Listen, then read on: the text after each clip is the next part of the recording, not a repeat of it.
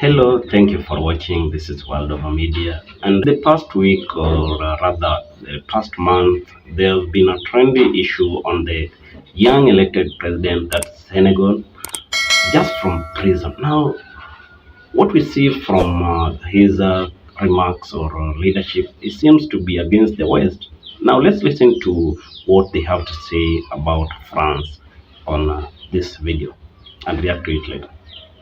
Diomaye Faye will be the next president of Senegal, and what he's accomplished is extraordinary. This man was in jail until 10 days before the election, so he ran a successful presidential campaign in exactly 10 days. And on his 44th birthday, he was elected the youngest ever president of Senegal at just 44 years old. This looks unlikely just 2 weeks before this, and now he has to govern this country, which has taught a lesson to Africa and to the rest of the world about democracy. When President Macky Sall tried to postpone the election with 3 weeks to the election, the people of Senegal said no. And the Constitutional Court there agreed with them. When President Macky Sall tried to run for the third term, the people of Senegal said no. And their constitutional democracy stood. And I think the election of Bassirou Diomaye Faye really underscores how proud they are of that democracy and how far they have.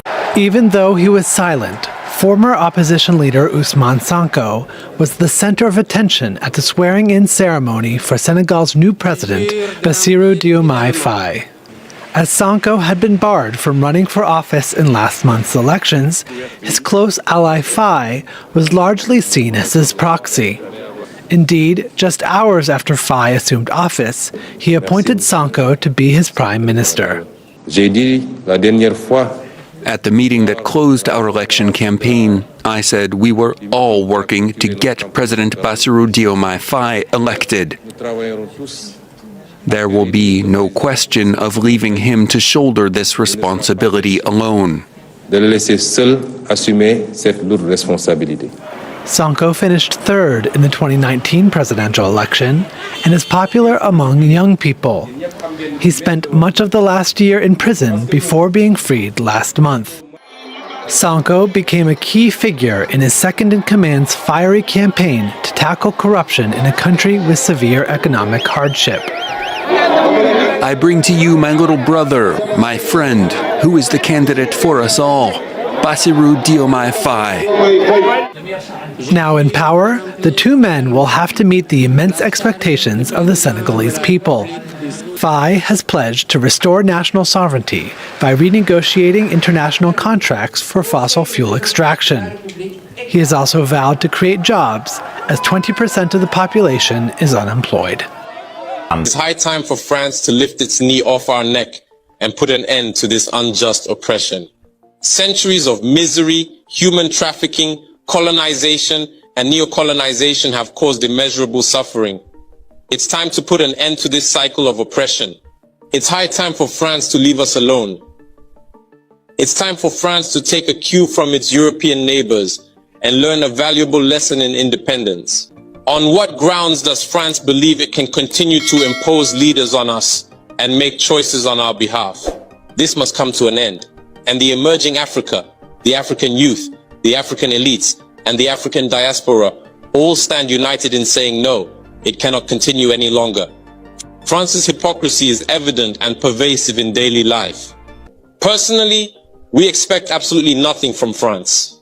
We desire her to cease meddling in our matters so that the people of Senegal can exercise their freedom of choice rather than being influenced by France's selection of a candidate using the tactics we are aware of. We begin by targeting individuals, adorning them with the Legion of Honor or a similar knightly rank, enlisting them in Masonic lodges, and informing them to prepare themselves as they will be next in line. Even the hypothesis that Macky Sall may not succeed, we know who is being prepared by France. This must come to an end. It will not occur in this manner any longer. Let's be clear. We have absolutely nothing against the French people. In France, both political and citizen voices are rising to hold and express the same discourse as the one I am currently presenting to you.